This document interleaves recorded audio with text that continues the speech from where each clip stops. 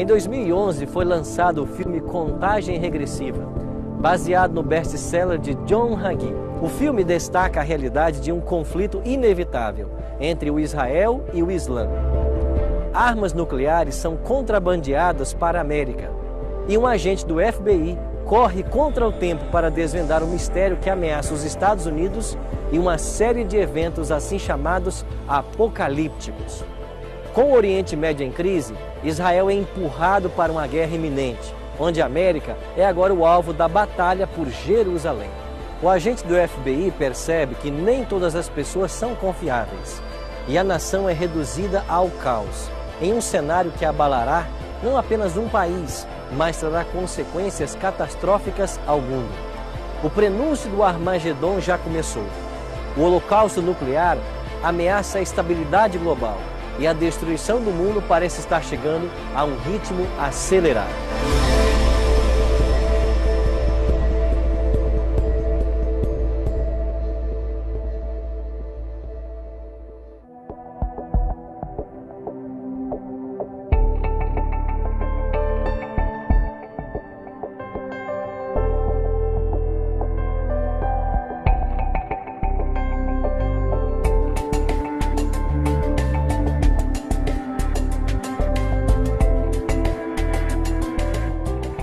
O que vem à sua mente quando você ouve a palavra apocalipse?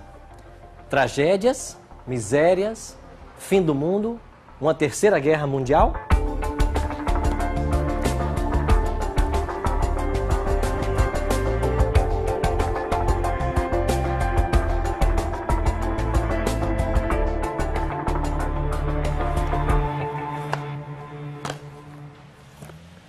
Nos últimos anos, vários filmes foram produzidos criando diferentes versões para o fim da história humana, o fim do planeta Terra.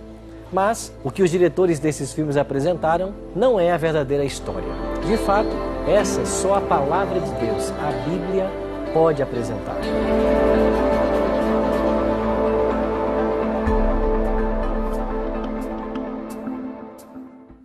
Por isso desejo convidar você para juntos mergulharmos no estudo do livro do Apocalipse e nele descobrirmos como Deus de fato revela os últimos acontecimentos da história humana.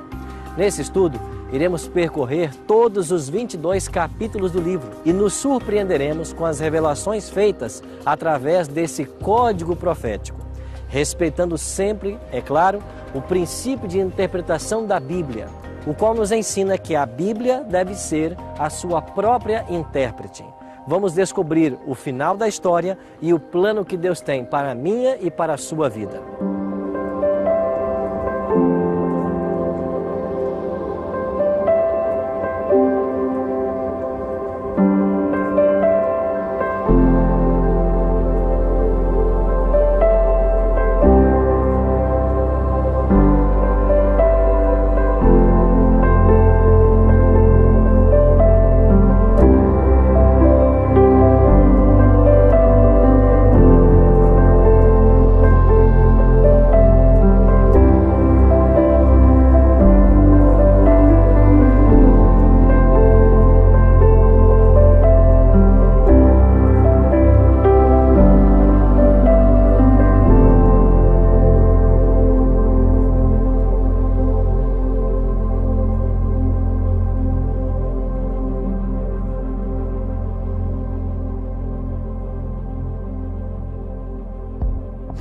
Há quase 2000 anos atrás, Deus se revelou ao seu servo João na ilha de Patmos, lá no Mar Egeu.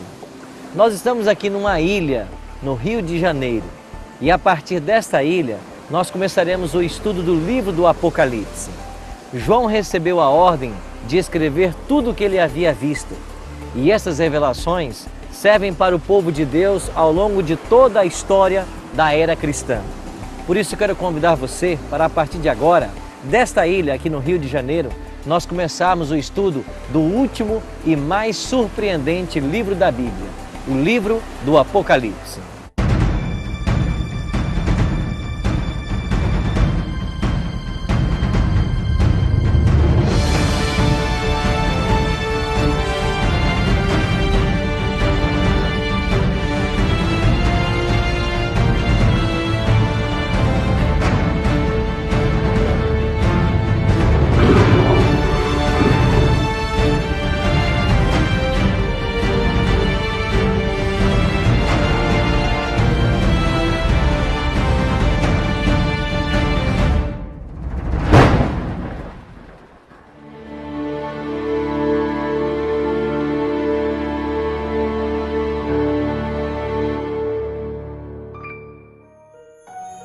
Olá, amigos! Sejam bem-vindos mais uma vez ao estudo do livro do Apocalipse.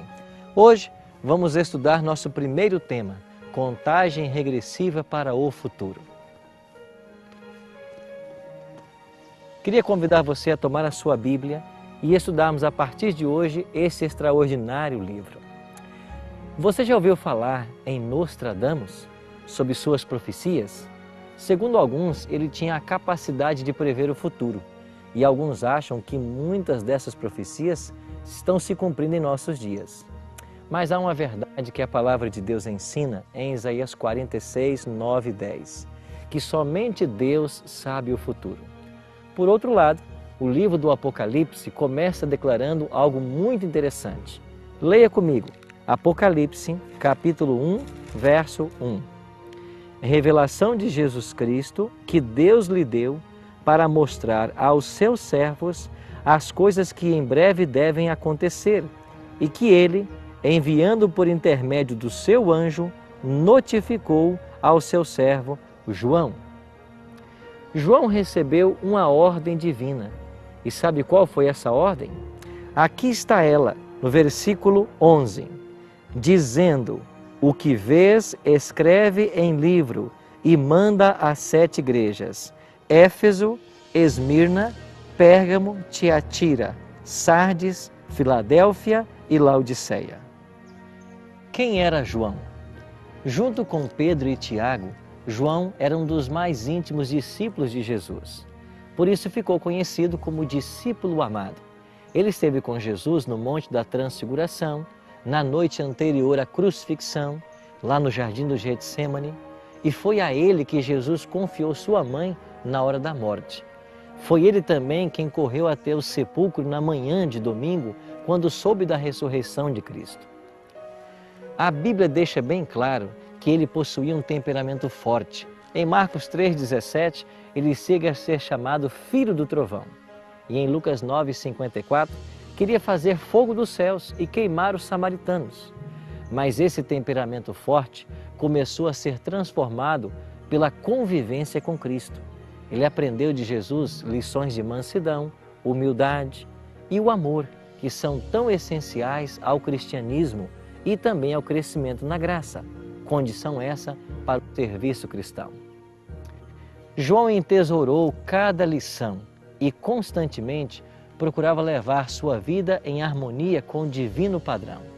João tornou-se manso e meigo, obtendo assim um conhecimento experimental do Salvador. Jesus amava a todos os 12, mas o espírito de João era mais receptivo. Ele era o mais jovem dos 12 e, com confiança igual à de uma criança, abria o coração a Jesus. Jesus foi crucificado no ano 31 da era cristã. Os discípulos sofreram uma forte decepção, mas, após a sua ressurreição, um novo ânimo se apoderou dos discípulos e, com a vinda do Espírito Santo, no dia de Pentecostes, o Evangelho foi rapidamente disseminado pelos 4 cantos do Império Romano. João trabalhava pelos irmãos com crescente fidelidade. Os tempos eram cheios de perigo para a igreja. Enganos satânicos existiram por toda parte. Por meio de falsificações, os emissários de Satanás buscavam suscitar oposição à doutrina de Cristo. E como consequência disso, dissensões, heresias estavam pondo em perigo a igreja. Alguns que até professavam a Cristo pretendiam que o seu amor os libertara da obediência à lei de Deus. Por outro lado, muitos ensinavam que era necessário observar os costumes e cerimônias judaicos e que a mera observância da lei, mesmo sem fé no sangue de Cristo, era suficiente para a sua salvação. Assim, muitos eram levados a um labirinto de ceticismo e engano, e foi nesse contexto que João foi preso. Como Pedro, Paulo, João foi convocado a Roma para ser julgado por sua fé. Lá, perante as autoridades, as doutrinas do apóstolo foram deturpadas. Falsas testemunhas acusaram a João de ensinar heresias e o imperador Domiciano, cheio de ira, ordenou a morte de João. João então foi lançado dentro de um caldeirão de óleo fervente, mas o Senhor preservou a vida desse fiel servo de Deus, da mesma maneira que preservara a vida dos 3 hebreus, Sadraque, Mesaque e Abednego, da fornalha ardente. João foi então retirado do caldeirão sem sofrer nenhum dano, e diante desse milagre, o imperador Domiciano decretou que João fosse banido para a ilha de Patmos, para que a sua influência não mais fosse sentida, e ele morreria afinal pelas privações e sofrimentos. Segundo a tradição, João foi mandado para a ilha de Patmos por volta do ano 95 ou 96.